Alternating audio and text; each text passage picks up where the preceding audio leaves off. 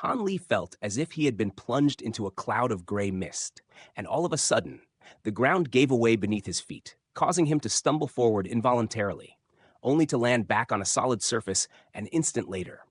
He felt as if he had passed through some type of smoky illusion, and before he knew it, he was in another space. He massaged his slightly sore temples as his blurry vision slowly recovered, and only then was able to see the moss-covered ground beneath his feet. He quickly looked around to find that he was the one here, and that none of Jin Tong, Lu Yuqing, or Qiuling had managed to follow him in here. His brows furrowed slightly as he heaved a faint sigh. Never had he imagined that he would reunite with Jin Tong under these circumstances. Even though there hadn't been many words exchanged between them, Jin Tong had swooped in to save his life without any regard for its own safety, and that was very touching to Han Li.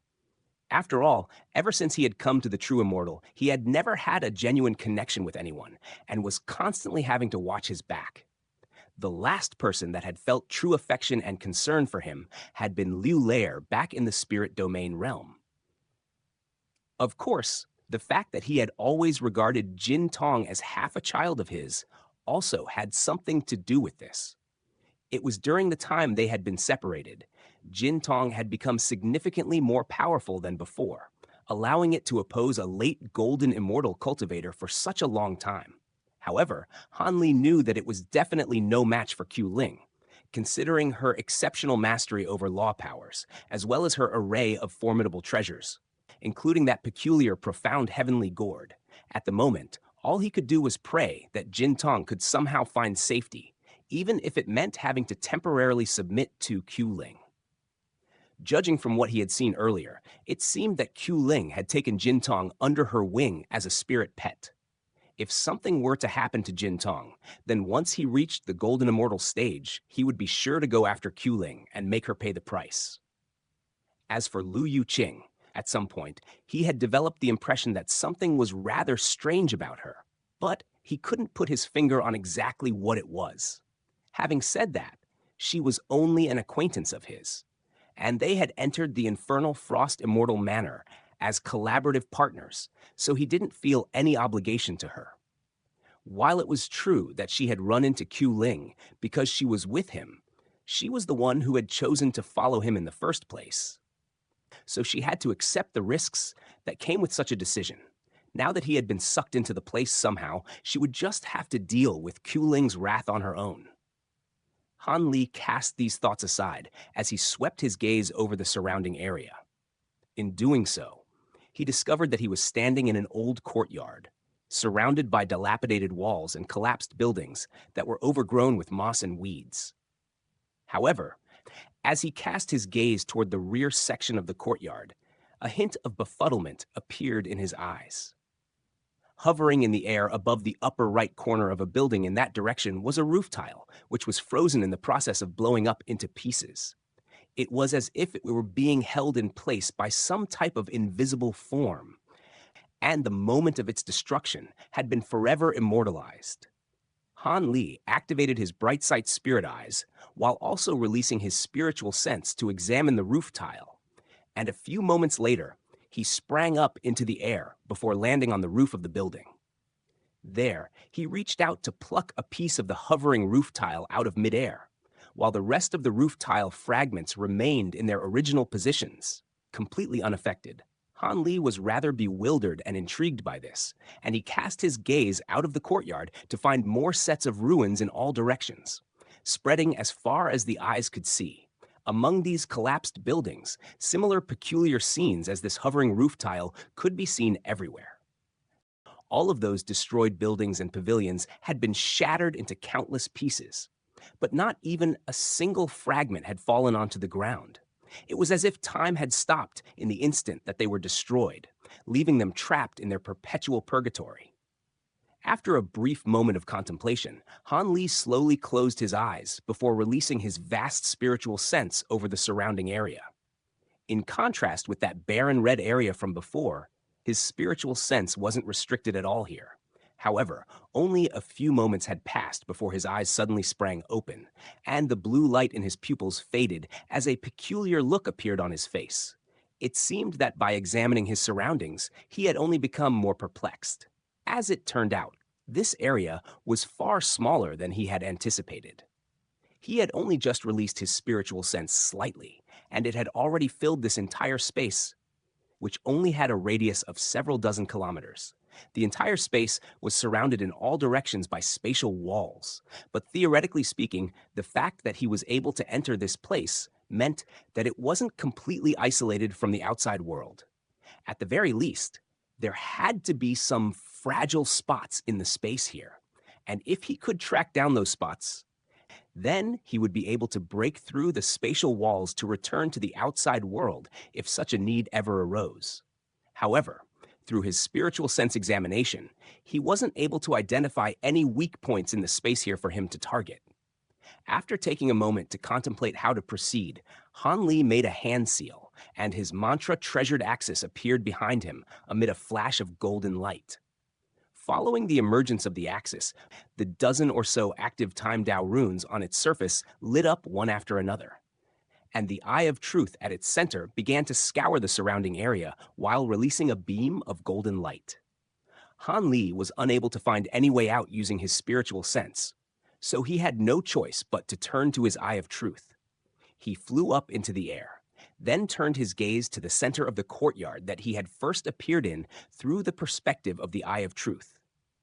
But even under the scrutiny of the beam of golden light, the courtyard didn't display any abnormalities. Han Li's gaze slowly roamed over the ground to the stone table in the courtyard, then to the walls, the dead trees, and the buildings. But he wasn't able to find anything worthy of note. However, as the gaze of the Eye of Truth fell upon that room with the hovering roof tile above it, a burst of golden light suddenly erupted out of the roof of the building, following which it was quickly restored to its original state, as if it had been rebuilt anew. Han Li was very surprised to see this. Could it be that this building contains time law powers? Before he had a chance to approach the building for a closer examination, the projection of the repaired building began to flash and waver in an unstable fashion. Han Li withdrew his mantra-treasured axis as he descended in front of the building, and he took some time to examine the outside of the building before entering it and conducting a thorough search. But he wasn't able to find anything that contained time law powers. How strange. Could it be that the time law powers here are too sparse to be detectable? Surely that's not the case. After some contemplation, he summoned his mantra treasured axis once again, then rose up into the air and left this courtyard to fly toward the other areas in this space. Looking down from above, he could see that even though all of the buildings here were quite dilapidated, the general layout was quite orderly and well structured. The layout of this place was very similar to that of the average mortal city, and Han Li began to do some exploring. He started from the eastern side of the city and slowly made his way westward, making sure to examine all of the buildings that seemed to have been frozen in time along the way. Whenever he gazed upon them through his Eye of Truth, those buildings would present projections of back when they were whole. But those projections were also quite blurry and unstable.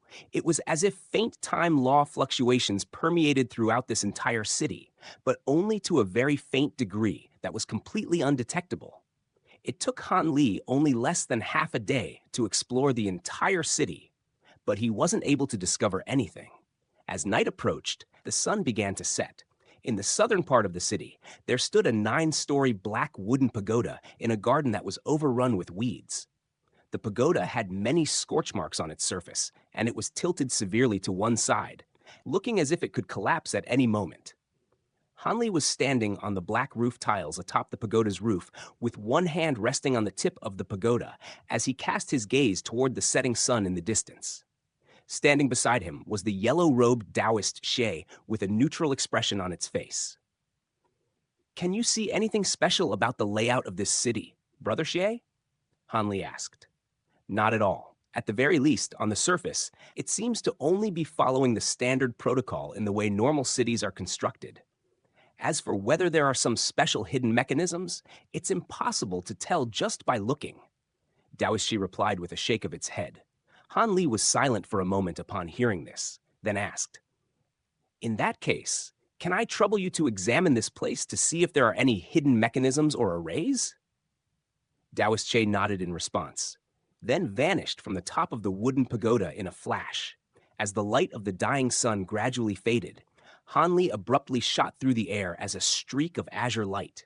However, a resounding thump rang out in the air just a moment later, and Hanli was repelled back through the air like a cannonball, having just crashed into an invisible barrier.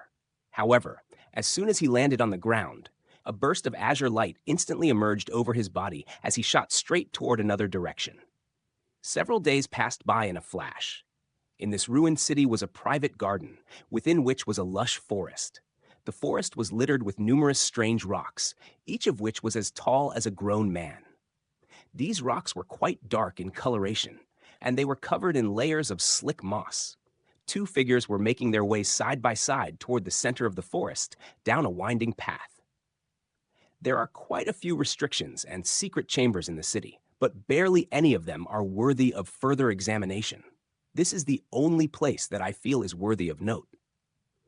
At the very least, the array here stands out from the rest, Taoist Shi said while leading the way. In that case, there's probably a good chance that this is the exit of this secret area, Han Li replied, as a hopeful look appeared in his eyes.